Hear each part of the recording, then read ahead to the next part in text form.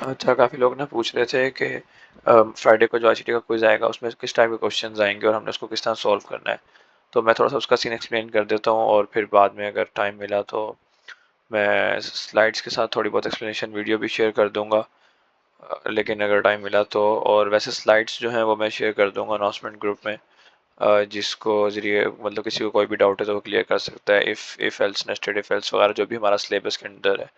Syllabus में हमारे जो क्विज के अंदर है वो if else nested if else loops है, नेस्टेड लूप्स नहीं है। लेकिन बाकी फाइल हैंडलिंग वगैरह सब कुछ है। और अच्छा, अब फिर आते हैं हम शॉर्ट क्वेश्चंस पे। हमारे जो क्विज में क्वेश्चंस आ सकते हैं वो दो तीन टाइप्स के आ सकते हैं। सर ने बोला था फ्लो चार्ट वगैरह और सर थ्योरेटिकल क्वेश्चंस नहीं देंगे। सर दो तीन टाइप के क्वेश्चन दे सकते हैं। एक होता है ड्राई रन, हमने कोड को ड्राई रन करना है। एक होता है कि आपने कोड में से एरर निकालना है। एक होता है आपने कोड के अंदर कंडीशन फुलफिल करनी है, मतलब आपने कोड को पूरा करना है, कंप्लीट करना है, वो मिसिंग होगा। उसी के मैं कुछ एग्जांपल्स दिखा देता हूँ। पहले जिसमें पहले ये एग्जांपल है, इसमें कोड मिसिंग है और हमने इसको पूरा करना है। क्वेश्चन बता रहे हैं following program statement has been written to print a simple message in case of input number is a positive integer and contains exactly 5 digit. दो कंडीशंस हैं, अगर ये दोनों कंडीशंस फुलफिल होंगी तब हमने सी आउट करना है ये चीज। अगर दोनों कंडीशंस, वो नंबर पॉजिटिव इंटीजर भी हो जो सीन हुआ हो और वो कंडीशन एग्जैक्टली 5 डिजिट नंबर हो, तब उसने आउटपुट कर देना it is a 5 digit positive number. वरना वो output they they it is not a 5 digit positive number. तो हम उसके लिए यहाँ पे क्या कंडीशन लगाए, उसने कंडीशन पूछा हुआ है, हमने कोड पूरा करना है। अब इसको देखा जाए तो हमारे पास दो कंडीशन है कि 5 डिजिट नंबर हो और पॉजिटिव इंटीजर भी हो। तो अब दो तरीके हैं। एक तो ये कर सकते हैं कि हम पहले 5 डिजिट की कंडीशन लगा दें और हम पॉजिटिव की भी कंडीशन लगा दें कि दोनों कंडीशन जब फुलफिल हो तब आगे इसको आउटपुट करें। उसके बजाय हम बेटर तरीका ये है कि हम एक ही कंडीशन में दोनों को कॉम्प्रोमाइज़ कर लें। उसका ये सीन है कि अगर फर्ज करो देखो, इफ़ में अगर हम कंडीशन लगा दें, जो नम ले रहा है, नंबर जो इनपुट ले रहा है, अगर उसकी ही वैल्यू को हम रिस्ट्रिक्ट कर दें सारे इंटीजर वैल्यूज़ के अंदर जो कि 5 डिजिट होते हैं पॉजिटिव में, मिनिमम 5 डिजिट वैल्यू कौन सी होती है? 1 1 1 1 1। ये है मिनिमम 5 डिजिट वैल्यू। और मैक्सिमम 5 डिजिट वैल्यू कौन सी होती है? 9 और हाँ, मैक्सिमम 5 डिजिट वैल्यू कौन सी होती है? 9 9 9 9 9। ये है मैक्सिमम 5 डिजिट वैल्यू। अब सीन ये है कि हमने पॉजिटिव भी रखना है और मैक्सिमम 5 वैल्यू भी रखना है, तो हम इन्हीं दो पे कंडीशन लगा देते हैं कि वैल्यू इन दोनों के इन बिटवीन हो या फिर यही हो, बजाय इसके कि हम दूसरी वैल्यू से कंसिडर करना शुरू कर दें कि पहले 5 डिजिट और पॉजिटिव में भी हो। उसका बेस्ट तरीका ये है कि अब हम इस पर अगर कंडीशन लगाते हैं,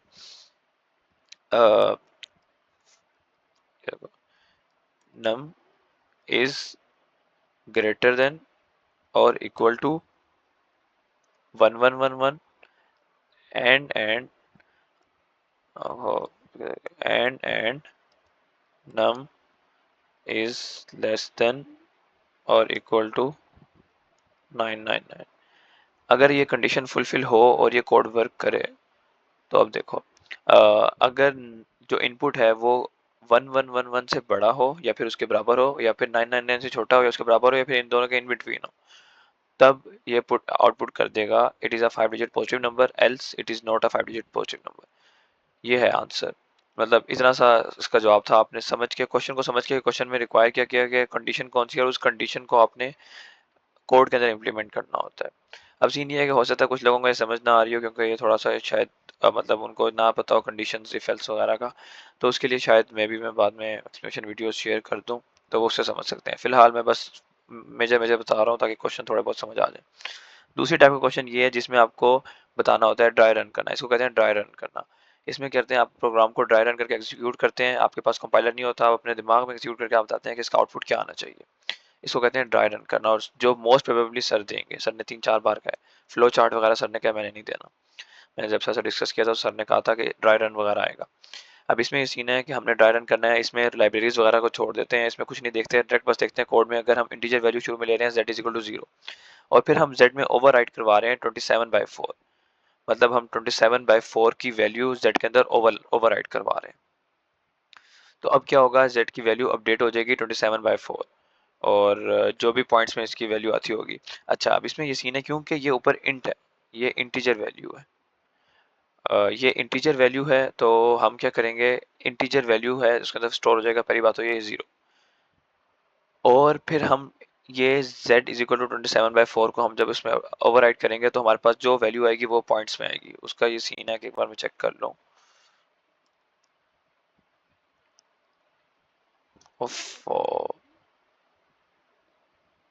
एक सेकेंड।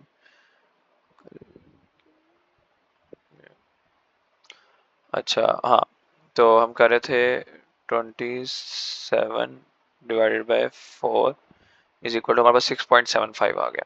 अब क्योंकि ये हमने जो z वैल्यू ली है वो हमने ली थी इंटीजर में, तो अच्छा 6.75 आंसर आया। इन दोनों का जो आंसर आएगा वो आएगा 6.75।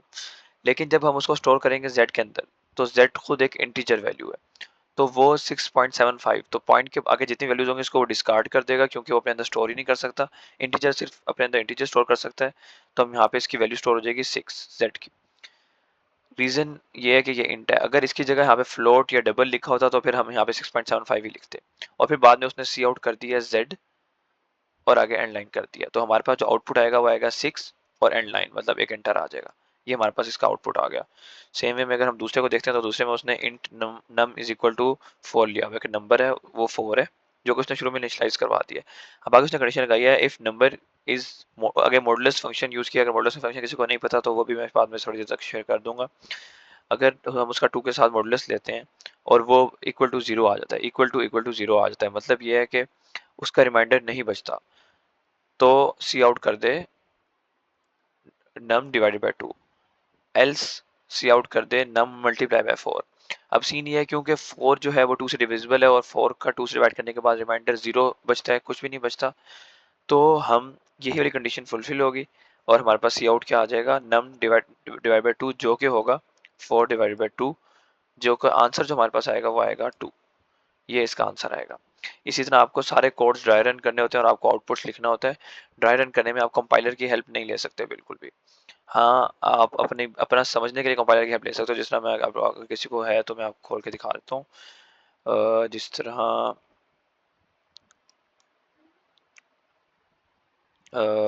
फर्ज करो हम आ जाते हैं इसको तो पहले साइड पर,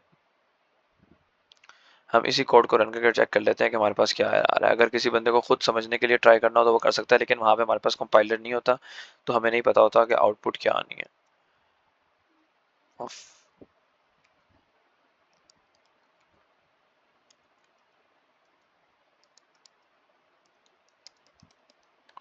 अब मैंने से पहले इंट मेन लिख दिया ये जो कोई प्रोग्राम। अच्छा, अब यहाँ पे हमें जो ड्राई रन के लिए कोड दिया गया होता है वो हमेशा से इसके बाइट से होता है, मतलब सारा जितना भी सिंटेक्स होता है उसके बाइट लिखा होता है बजाय लाइब्रेरीज इंक्लूड करने के और वो सब। मैं इसको कॉपी करके यहाँ पे करता हूँ पेस्ट। थोड़ा बहुत चेंजेस करनी पड़ेगी क्योंकि इसकी वो आ जाती हैं। सी आउट कर दिया हमने। अच्छा आई गेस, हाँ, तो यहाँ पे आएगा सी आउट आएगा z इज इक्वल टू, हाँ, और एंड लाइन आएगा। अच्छा, इसमें आ जाएगा z is equal to end line और एंड पे आ जाएगा z की वैल्यू और ये आ जाएगा ये। ठीक हो गया, ये सीन आ गया कोड का और मैं रन करके दिखा देता हूँ। तो यहाँ पे सीन ये होगा कि किधर आ गया, z is equal to 6 value आ गई और ये एंड लाइन पहले था इसलिए वैसे एंड लाइन पहले आ जाएगा। तो अब जिस तरह इसका जो आंसर था ये आया था z इज इक्वल टू 6। आपको ये छोटी मोटी माइनर डिटेल्स भी देखनी होती हैं, जैसे मैंने अभी इग्नोर कर दी थी कि एंड एल पहले लगा हुआ था z से, तो z इज इक्वल टू पहले एंटर आएगा और फिर नीचे 6 लिखा हुआ आएगा। इस तरह छोटी मोटी डिटेल्स होती हैं जो कि आपको कंसिडर करनी होती हैं।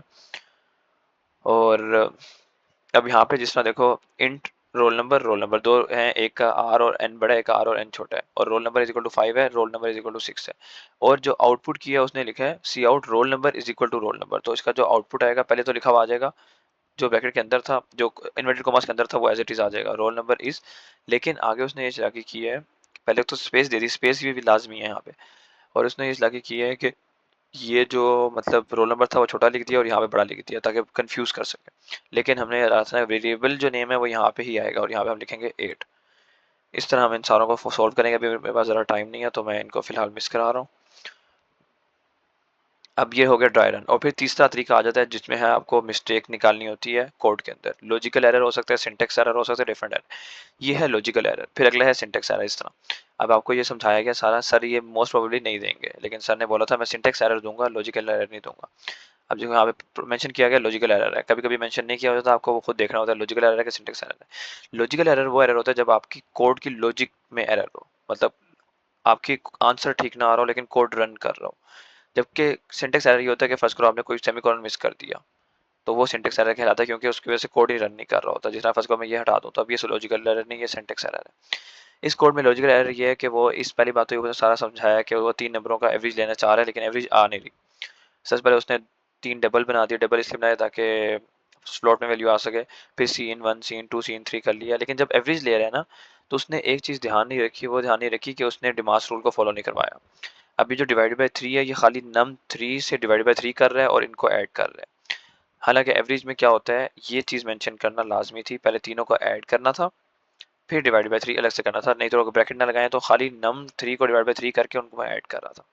ये था असल में इसमें लॉजिकल एरर, जो कि आपको खुद फाइंड करना होता है देख के, लॉजिक देख के, और किस तरह सॉल्व होगा। फिर अगला आ जाता है सिंटेक्स एरर। सिंटेक्स एरर में आपको इसका कोड दे दिया जाएगा और आपको फाइंड करने होंगे हर कोड की हर लाइन में syntax errors. Program with error, program without error. अब सिंटेक्स एरर किस तरह आ सकते हैं, अब ये देखो गौर से। यहाँ पे अब देखो मेजर फर्क से, ये देखो यहाँ पे आना था इंट, उसने लिखा हुआ है इंटीजर जानबूझ के ताकि एरर पता लगे। यहाँ पे आना था इंट टीसी, और फिर आगे एफ एच, ऐसा ही सही था, और ये सही हो गई लाइन। फिर अगली में है सी आउट टेम्परेचर, तो इसमें गलती उसने ये की हुई है, सी आउट के बाद आगे इन्वर्टेड कॉमा सिंगल लगाए हुए हैं। यहाँ पे आएगा टेम्परेचर इन, और यहाँ पे डबल इन्वर्टेड कॉमा आने के बाद ये आ जाएगा। अब फिर उसने सीन में पंगा ये किया हुआ है कि सीन का एक बार एन लिखा हुआ है, सीन 2 बार होता है, बल्कि नहीं मुझे ज़हन में भी नहीं है, सीन एक बार ही होता है। किधर गया, हाँ सीन एक बार ही होता है, मैं खुद कंफ्यूज हो गया। एक सेकंड में देख लो। हाँ एक बार ही होता है। ये इसने मुझे समझ आ गया, ये इसने असल में इसका ये जो ये है ये इन्वर्ट कर दिया, क्योंकि इसकी डायरेक्शन हमेशा सीन की तरफ होती है और दूसरे की डायरेक्शन हमेशा सी आउट की टेक्स्ट की तरफ होती है।